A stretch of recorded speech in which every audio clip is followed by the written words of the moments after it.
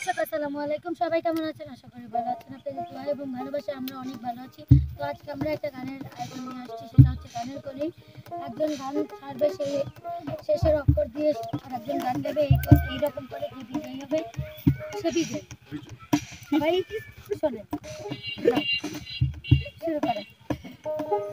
সাইরা পানা এই দুনিয়ায় পাঠাইয়া আমাকে দিবানা, সাইরা পানা এই দুনিয়ায় পাঠাইয়া আমাকে দিবানা।